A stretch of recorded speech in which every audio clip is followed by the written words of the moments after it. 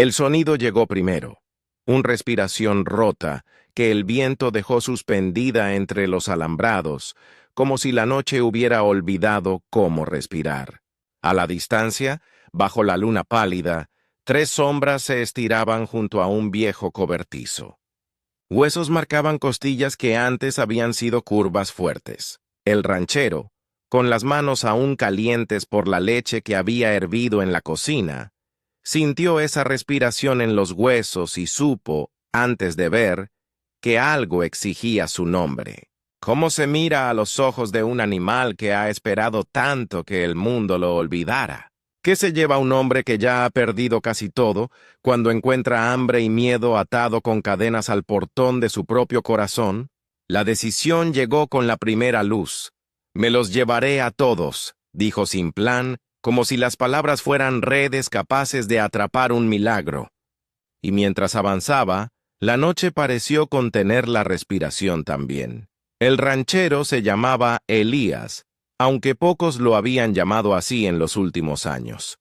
La gente del pueblo decía «el viejo Elías», con una mezcla de cariño y pudor, como si nombrarlo acercara meses de soledad que él mantenía a raya. Vivía en una casa de tablones que olía a heno viejo y café fresco, con la radio que siempre sintonizaba alguna emisora de domingo, aunque fuera martes. Sus manos, manos de arar, de herrar, de coser riendas cuadradas, tenían la calma de quien ha aprendido a medir la fuerza.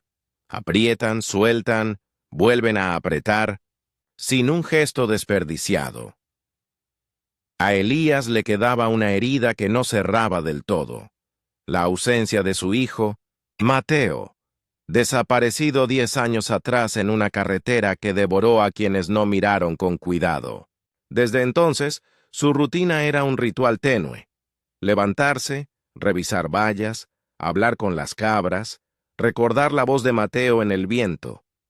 En la mesa, junto a la ventana, había una fotografía con los bordes gastados, Mateo riendo con una gorra de béisbol, y un herrado, pequeño, que Elías guardaba en un cajón. Era un token sin fecha, una promesa imprecisa. Cada vez que las gaviotas traían olor a sal, la herida se agitaba. El ranchero no lo confesaba. La herida se mostraba en sus gestos. A veces se detenía frente al portón sin abrirlo. A veces suspiraba como quien recoge polvo. El rancho estaba al borde del valle, donde las estaciones aún hablaban con nombres antiguos: otoño que roza y deshoja, invierno que golpea con frío que humedece las juntas, primavera que llega en manos de lluvia adherente. El lugar conocía sus reglas. Los animales se cuidan antes de salir. La tierra no perdona la negligencia. Las promesas se pagan con sudor. Elías, que había heredado aquel fragmento de tierra de su padre, había aprendido a oír la tierra en silencio, pero había cambiado el mundo. Cercas altas rodeaban propiedades nuevas, la ciudad empujaba con promesas brillantes, y las cuentas llegaban montadas en sobres blancos con cifras que mordían el sueño. La danza cotidiana del ranchero incluía la vigilancia del dinero que se evaporaba, del maíz que no alcanzaba, de la grama que se secaba en manos de la sequía. Y sin embargo, en su casa había un corral pequeño donde dormía una yegua vieja llamada Loba, que respondía a su voz con un mirar casi humano. Loba era la memoria material de Elías. Cuando ella cojeaba, buscaba la mano que la había curado. Cuando él canturreaba, ella arqueaba sus orejas como si entendiera el idioma de la pena. Esa relación era tenue, pero real. Un hilo que conectaba el pasado al presente. Loba no reemplazaba lo que faltaba, pero enseñaba a Elías cómo sostenerse sin caerse del todo. En una tarde de domingo, cuando la luz caía más tibia y el pueblo cerraba persianas, alguien dejó un aviso pegado en la iglesia: caballos encontrados, señales de maltrato, llamar. Esa nota, que para otros sería un hecho más, quedó grabada en las manos de Elías como una señal en la carne. No fue curiosidad banal. Fue un tema que golpeó la madera vieja de su vida. ¿Cómo no atender una voz que pide ayuda? Allí apareció sin que él lo planeara esa promesa que lo empujaría al borde del otro mundo, salvar lo que aún respiraba. Cuando Elías llegó al cobertizo, la vista fue un golpe frío, 3 caballos amontonados, sus costillas recortadas como si alguien hubiera tomado tijeras y cortado la carne del tiempo. Uno, más joven, tenía un corte en la quijada. Otro sostenía la cabeza baja con un collar de cuerda tan apretado que la piel lacerada se le veía en la sombra. El tercero, el más alto, tenía una marca de hierro en el costado, un símbolo que no pertenecía a aquel valle, sino a manos que reclamaban dominio. El silencio entre ellos era denso, como si las horas hubieran tejido una alfombra de olvido. Había latas de comida vacías y un olor a aceite viejo, y la cadena que sostenía la puerta estaba oxidada con años de lluvia. Elías los miró y sintió que su propio pecho se ajustaba a la medida de su sufrimiento. No hubo palabras al principio, solo la medición exacta del estado del cuerpo. Ojos hundidos, orejas que giraban con desconfianza, respiraciones cortas. Se acercó con la calma de quien conoce al animal, más lento que la prisa humana, y dejó sobre el suelo un trozo de pan y una manta que llevaba en la camioneta. El caballo con la marca de hierro lo observó, sus fosas nasales dilatadas, una respiración que olía a derrota. El más joven retrocedió con los ojos brillantes de miedo. Sus ojos eran espejos que devolvían algo de la mirada de Elías. Desconfianza, sí, pero también la pregunta urgente de si todavía existía la bondad. La primera noche en el rancho fue una lección de paciencia. Los caballos no aceptaban el alimento de inmediato. Comieron apenas un poco, como si cada bocado fuera una decisión que pudiera costarles la vida. Elías trabajó con manos firmes, limpió heridas con agua tibia, aflojó un nudo en el collar que había cortado la carne, reparó una herradura desprendida con clavos que había tenido guardados para un por si acaso. Mientras trabajaba, la memoria le vino con un sonido agudo. La voz de Mateo pidiéndole que cuidara de todo, incluso de lo que parecía imposible de salvar. La memoria y la presencia se espesaron hasta hacerse casi una sola textura. Pero la tranquilidad fue breve. Apenas habían pasado 4 días cuando la gente del pueblo empezó a hablar de propiedad, de pruebas, de dueños que reclamaban. Un hombre con traje que olía a ciudad pasó una tarde en la valla y preguntó con ojos fríos: ¿De dónde vienen esos caballos? From nowhere, respondió Elías con la honestidad de quien no busca peleas. El hombre dejó caer la palabra reclamación, como quien deja caer una piedra en un pozo oscuro. Hay marcas, dijo. La ley es la ley. Las palabras volvieron al rancho con un viento cortante. Las cuentas que el ranchero esperaba estirar comenzaron a crujir como ramas bajo nieve. El primer obstáculo verdadero fue burocrático. Sin papeles, cualquier caballo puede convertirse en objeto.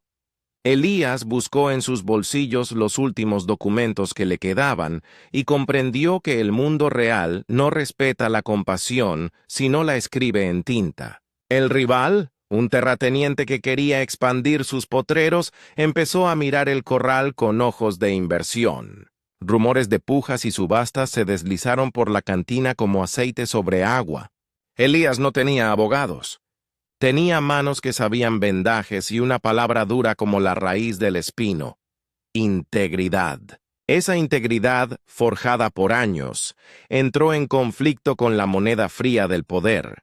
Mientras tanto, los caballos seguían siendo esquivos. Por las noches uno de ellos pateó una valla y escapó 1 hora, y la brisa lo devolvió con heridas nuevas. Otro rechazó la sed y luego bebió con voracidad desordenada, vomitando después. Elías se encontró a sí mismo observando cada respiración como si fuera la última, midiendo su propio pulso en la quietud.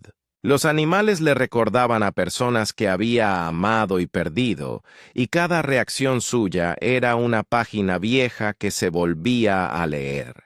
Fue entonces cuando apareció la primera señal de que algo más profundo se ocultaba. Una herradura clavada a la madera del cobertizo, con la inicial R marcada con un hierro caliente. La misma letra que pertenecía a la hacienda del terrateniente. La tensión subió. El terrateniente exigió una inspección, y la policía local respondió con papeleo y miradas que no ocultaban su preferencia por mantener la estabilidad. Una noche, un grupo de hombres con linternas se acercó al corral. Sus voces eran bajas. La amenaza clara. «No hagas enojar a quien tiene dinero», murmuró uno.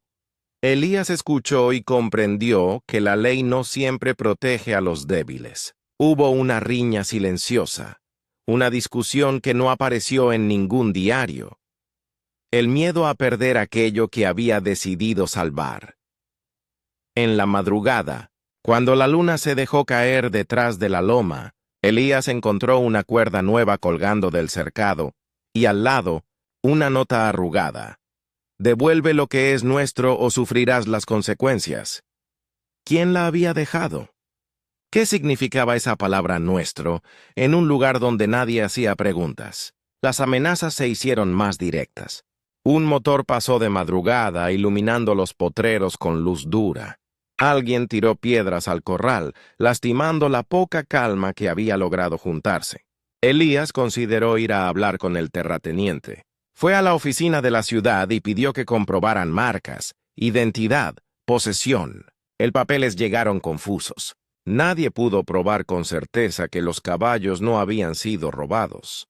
Alguien había truqueado documentos en el pasado, como suelen hacer los que negocian en sombras. Mientras tanto, en la casa, la yegua loba dejó de comer una tarde, obligando a Elías a revivir procedimientos de curación que creía olvidados. Pero lo peor ocurrió cuando el caballo marcado con la R se desvaneció. No escapó por la puerta. Simplemente se fue una noche y dejó una huella de herradura que llevaba hacia el río. Elías lo siguió por senderos embarrados, siguiendo un rastro de inquietud.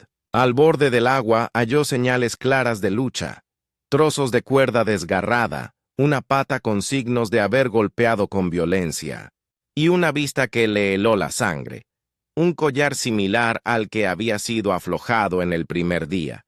Pero este estaba atado a una columna en la vieja casa del terrateniente en la ladera.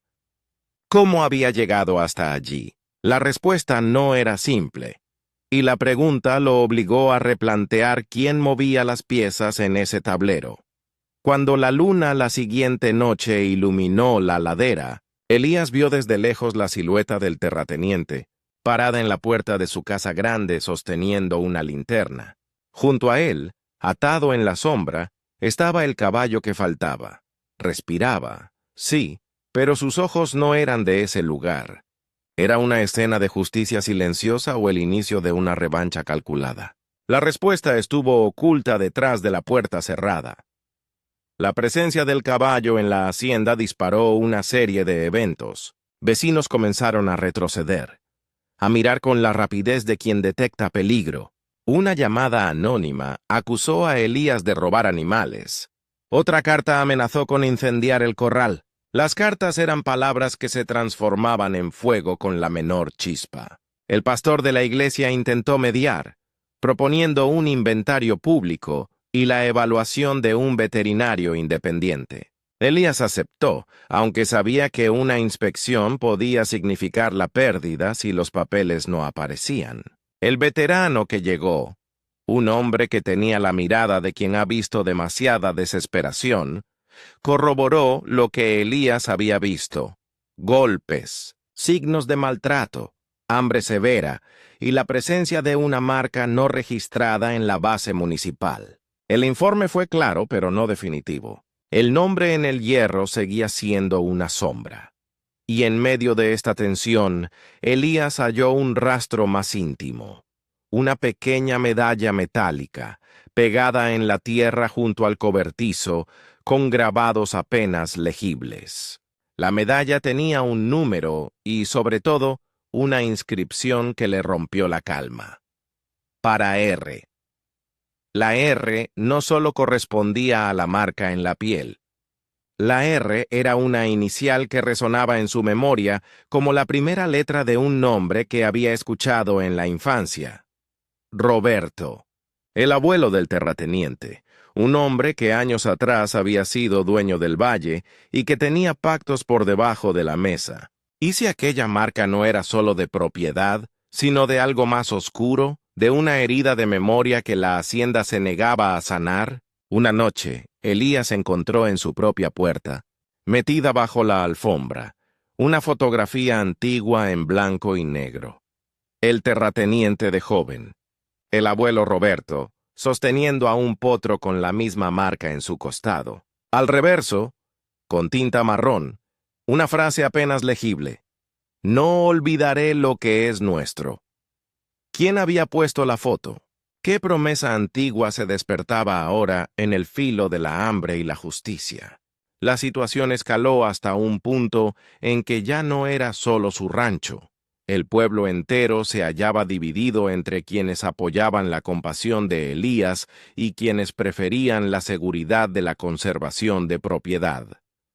Reuniones en la plaza, murmullos en la cantina, miradas que pesaban más que la propia lluvia. En esa atmósfera tensa, Elías tuvo una madrugada de sueño intranquilo. Soñó a Mateo corriendo con un potro en las manos, gritando algo que no alcanzó a comprender. Al despertar, con el corazón golpeando el adoquinado del pecho, supo que no había marcha atrás.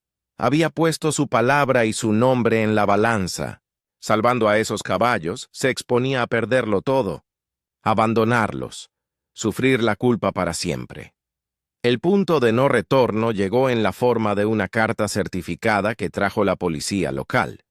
Una demanda por posesión, presentada por la hacienda con documentos que reclamaban los animales como propiedad antigua, junto con una orden de retención temporal. Elías sostuvo el papel con manos que temblaban, y fue entonces cuando recordó la promesa que se había hecho en la noche del hallazgo. «Me los llevaré a todos». No eran palabras de orgullo, sino un juramento. Y en el borde de esa hoja, como si alguien hubiera querido probar su hambre de derrota, apareció un símbolo que Elías conocía demasiado bien: la huella de una herradura, marcada con fuego en el papel por la misma R en el amanecer que siguió. Mientras las sombras todavía se despegaban del suelo, Elías subió a la loma que separaba su rancho de la hacienda. Desde allí, vio a lo lejos la figura de Mateo, o eso creyó ver, caminar junto al caballo marcado. Era una imagen que podría haber sido un espejismo. El movimiento era exactamente como el de su hijo, la inclinación del cuerpo al hablar con el animal, la manera en que balanceaba la gorra entre las manos. Su pulso se disparó. La memoria explotó en 1000 piezas. No fue un espejismo.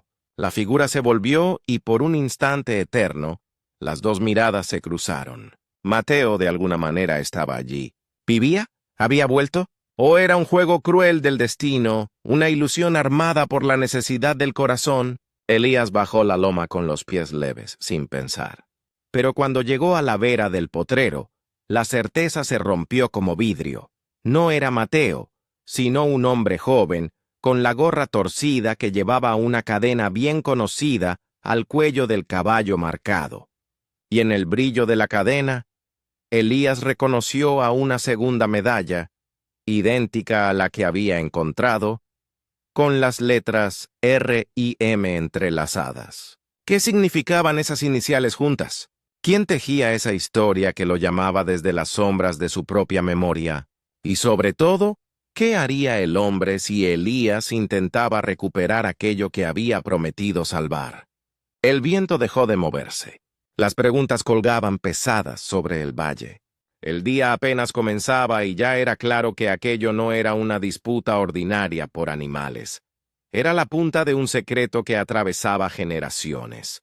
Elías apretó la mano en el bolsillo donde guardaba la foto de Mateo y por primera vez en años Sintió el latido de una decisión que rompería la superficie de su vida, hasta entonces quieta. Con los caballos en riesgo y la presencia de esa medalla que unía nombres, tenía que elegir, pelear solo, pedir ayuda, o alejarse para no perderlo todo. Mientras la respuesta ardía en su garganta, una camioneta se detuvo al pie de la loma y dos hombres descendieron, con miradas que no buscaban conversación sino cumplimiento. El destino había dejado de ser un rumor. Era ahora una realidad que golpeaba la puerta. La loma parecía un púlpito desde el que Elías vio la hacienda como una herida abierta en el valle. Ventanas que miraban sin misericordia. Un portón que parecía cerrar la respiración del mundo. Bajó con pasos pesados, la foto de Mateo apretada en el bolsillo como un talismán que no sabía si todavía servía. Al acercarse a la casa grande, el sonido de cascos lo alcanzó primero, un chasquido rítmico, pesado, exacto. Había algo en la manera en que los caballos pisaban el suelo del patio que hablaba de entrenamiento a fuerza de tiempo y miedo. El hombre con la gorra, al que ya había visto desde la loma, se detuvo al verlo. En la luz había una tensión que no se diluía. Elías no fue con papeles ni con promesas. Fue con la urgencia de quien ya había perdido demasiado. Cruzó la cerca con la sencillez de lo inevitable. Los perros ladraron, la puerta principal se abrió y la figura del terrateniente emergió, alta, con la mandíbula firme como acero templado. Sus ojos, cuando se posaron en Elías, no escondieron el cálculo. Estimó su debilidad, sus años, su soledad, y decidió que serían carta ganadora. «¿Qué haces aquí?», preguntó el terrateniente. La voz no llevaba calor. Llevaba propiedad. «Vengo por lo que respira y no merece cadenas», dijo Elías, y en su voz había algo que no era solo rabia. Era una decisión forjada en la noche del hallazgo. El terrateniente sonrió como quien coloca una apuesta. «Esa marca es de mi familia desde hace generaciones. Se respetan las pertenencias», fue directo. Detrás, en la sombra del pórtico, el hombre con la gorra sostenía la cadena del caballo marcado. Su mano no temblaba. Su perfil cortaba la luz. Entonces el hombre volvió el rostro, y por un instante la vieja herida se abrió con un grito silencioso. Era Mateo. No el muchacho de la foto, no el hijo soñador. Era Mateo bruñido por años, con una barba rala, los ojos endurecidos por caminos que nadie había contado. Elías sintió que el mundo se desmoronaba y se reconstruía en una sola respiración. «Papá», dijo Mateo, y la palabra explotó en él con la violencia de un trueno guardado demasiado tiempo. Mateo tardó en hablar, como quien mide el daño antes de ofrecer una explicación. Contó entonces, en frases cortas que quemaban, cómo había caído en manos de la hacienda cuando era joven y sin rumbo. Relató trabajos sin paga, promesas rotas, la oferta de un techo a cambio de silencio y la imposición de cambiar su nombre por un jornal que apenas cubría heridas. «Quise volver muchas veces», dijo, «pero no podía llevar nada a casa. Aquí me hicieron creer que si me iba me matarían. Me obligaron a aprender las señas de la hacienda, a identificar caballos, a marcar papeles». Su voz se quebró como una rama vieja. El terrateniente, con una calma de hierro, ridiculizó esas palabras con argumentos de tierra y cuenta. Dijo que la ley estaba de su lado y que cualquier sentimentalismo no reemplazaba los documentos que demostraban propiedad. Sacó, con la misma mano que sostenía la copa de cuero, una carpeta con papeles que olían a tinta reciente. Alegó que la medalla y la marca eran registros de la tradición de la hacienda, un linaje de animales que pertenecían a la familia. «Usted, Elías», dijo, «no puede sostener una propiedad contra un título».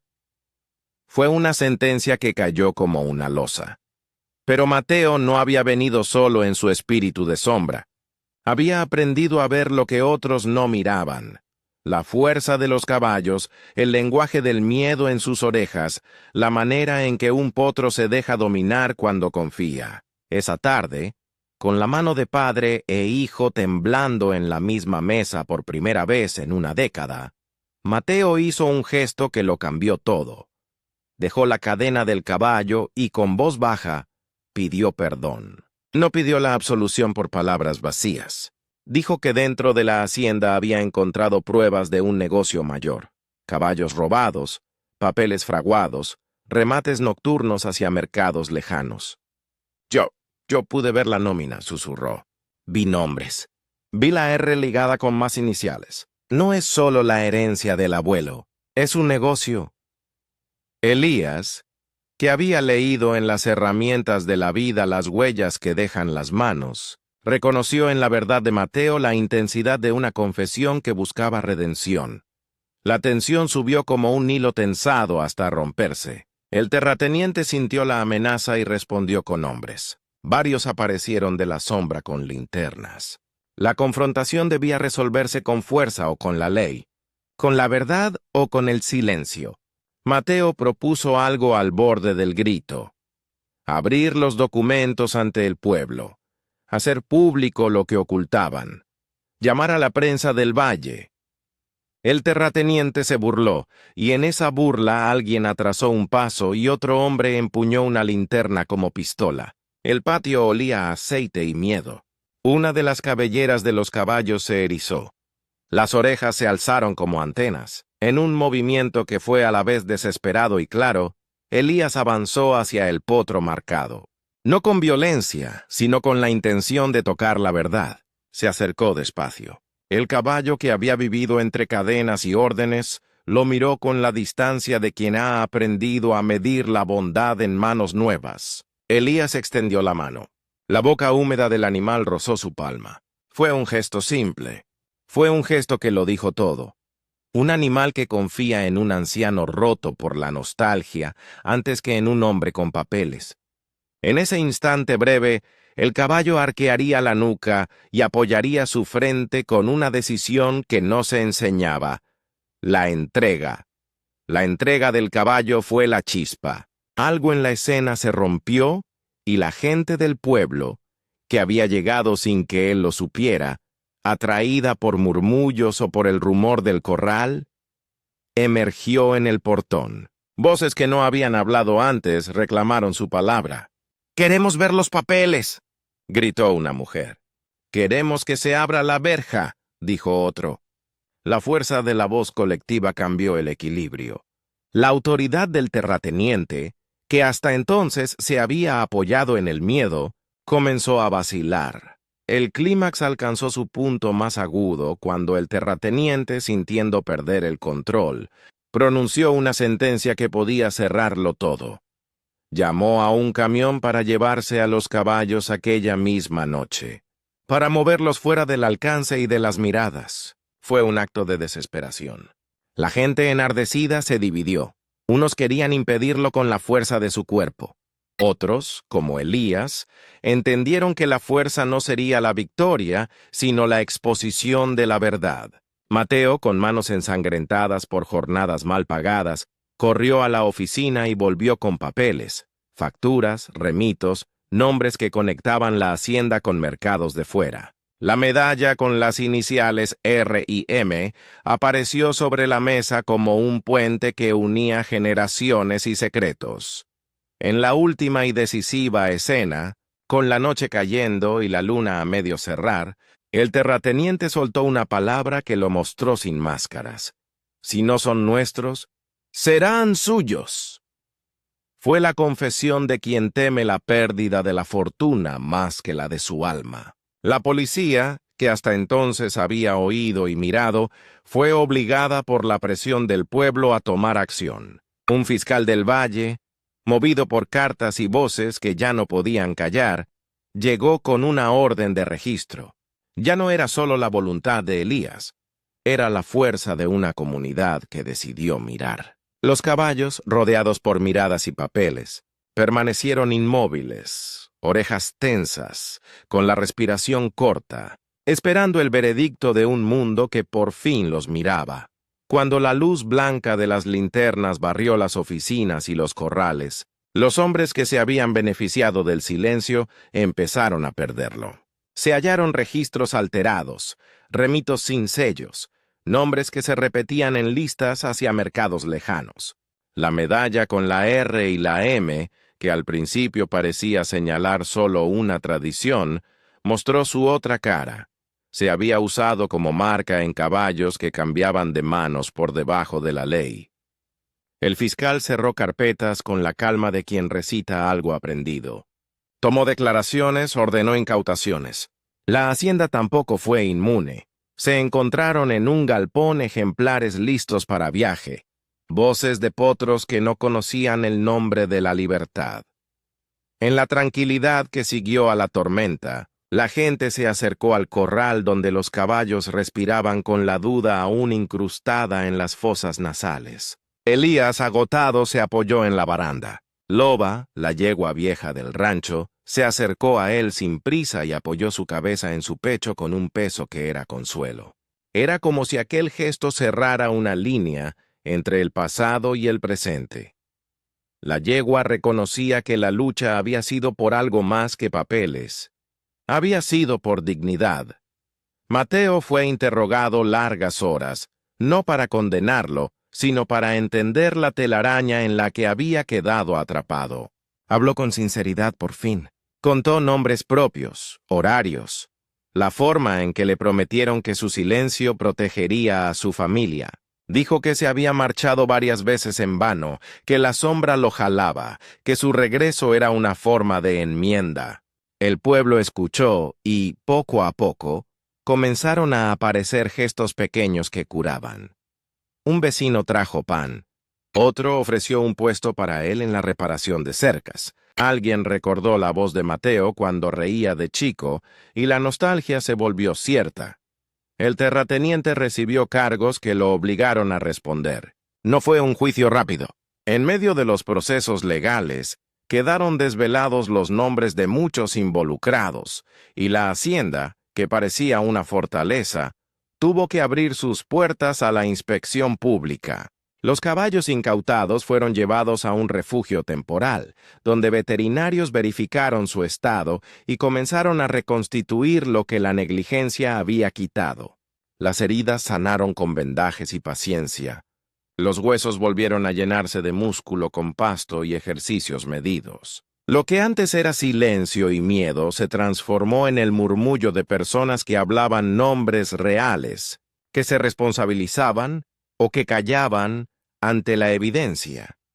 En el día a día posterior al escándalo, Elías y Mateo trabajaron juntos con una especie de torpeza dulce, como quienes aprenden a tocar un instrumento que hace tiempo no sabían que existía. Remendaron vallas, trataron cascos, retiraron barro de establos. Mateo, que había aprendido a reconocer la forma exacta de una herida mal curada, tuvo la oportunidad de usar su conocimiento en favor de quienes antes había escondido. Sus manos, que antes servían a la opresión, empezaron a devolver libertad. Y en cada gesto, Elías notó pequeñas curaciones. La manera en que Mateo reía por primera vez. Las noches en las que compartían el mate sin hablar demasiado. La forma en que la foto en la mesa dejó de ser un relicario para volverse un recordatorio de que la vida podía reescribirse. El rescate, sin embargo, no fue solo cárcel y papeles. Hubo pagos pendientes, deudas que la comunidad ayudó a saldar para que el refugio pudiera sostener a los animales mientras encontraban sus lugares verdaderos. Algunos caballos fueron devueltos a familias que los reconocieron con lágrimas. Otros fueron adoptados por corredores éticos. Unos pocos, demasiado heridos, fueron atendidos hasta que su dolor cesó en manos que sabían. Elías, que había llegado con un juramento hecho a la soledad, vio que la comunidad, al responder, le devolvía algo que había olvidado: la red entre la gente. Con el tiempo, el rancho de Elías dejó de estar marcado por la urgencia de la defensa y empezó a llenarse de cosas más leves. Risas que no dolían, pasos que no huían. Mateo se quedó. No fue una decisión teatral, sino una construcción de días, de pequeños compromisos. Aprendió a plantar, a abonar, a mirar la luz de la mañana sin miedo a que se lo llevara otra vez. Fueron semanas en las que padre e hijo rehicieron un resultado que la ausencia había desgastado.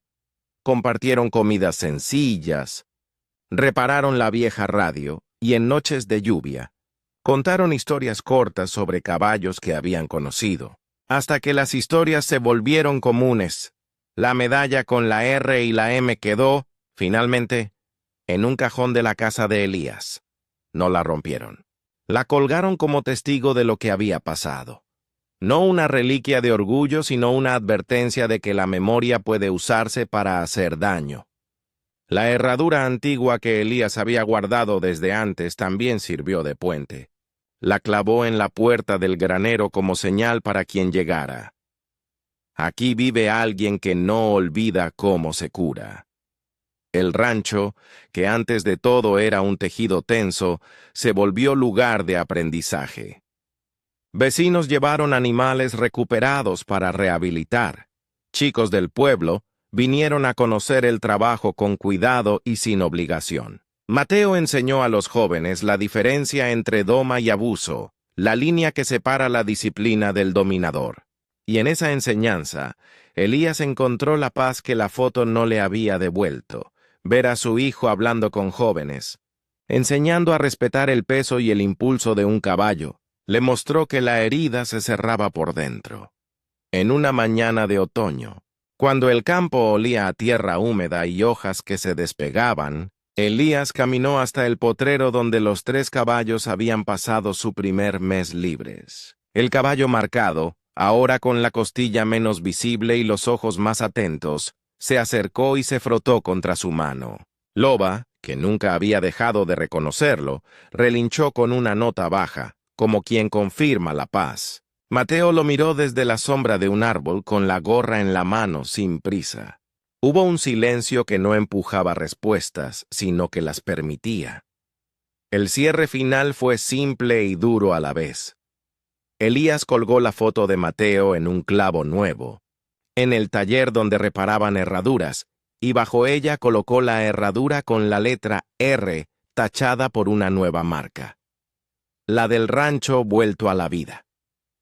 Fue un acto sin estruendo, pero con una gravedad que resonó. Las cosas no volvieron a ser como antes. La pérdida seguía siendo parte de la memoria, pero la herida ya no dictaba sus días. Mateo y Elías, hombro con hombro, caminaron hacia los animales. Uno de los caballos apoyó la frente contra el pecho de Elías, y en ese contacto hubo un cierre que no era final, sino una promesa de continuidad.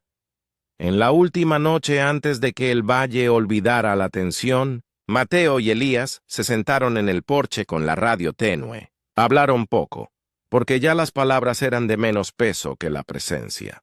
Cuando la luna subió, Loba vino y se acostó cerca, como si su cuerpo fuera un guardián de la paz nueva. Elías pensó en la promesa que dijo al principio: «Me los llevaré a todos». No fue una jactancia. Fue un juramento que le había devuelto algo más que animales. Le había devuelto la posibilidad de reparar lo que la ausencia y el miedo habían roto. Había llegado con una decisión hecha en la oscuridad y al final encontró que la luz iba llegando a su casa en formas pequeñas y ciertas. Una línea quedó, sin embargo, grabada en su mente: la huella de la herradura que, por años, había marcado la vergüenza del valle. Ahora esa huella era memoria, y la memoria, cuando se mira con honestidad, cura. Elías exhaló, y en su exhalación había la sensación de que, aunque las cicatrices perdurarían, la vida se reanudaba con la dignidad de quien ha elegido enfrentar el dolor. Una noche, antes de dormir, Elías apretó la fotografía de Mateo y en voz baja le dijo lo que no había dicho en 10 años. Si alguna vez vuelves a perderte, que te encuentren sabiendo dónde estás. Mateo respondió con una sonrisa rota y puso la mano sobre la de su padre. Fue una promesa sin ceremonias. Fue suficiente. La última línea que quedó flotando en el porche, luego del silencio largo y la respiración de los animales. Fue breve y cortante. La salvación, dijo el viento, a veces viene en manos que no pediste. Si esta historia tocó tu corazón, suscríbete y acompáñanos en el próximo relato. Comenta abajo qué momento te movió más: la decisión de Elías, el regreso de Mateo o el gesto del caballo, y comparte esta historia con alguien que valore la verdad y la compasión. Activa la campana para que no te pierdas más historias que nos recuerdan que el coraje pequeño, el que sostiene a un animal o a un hijo, es el que termina cambiando el mundo.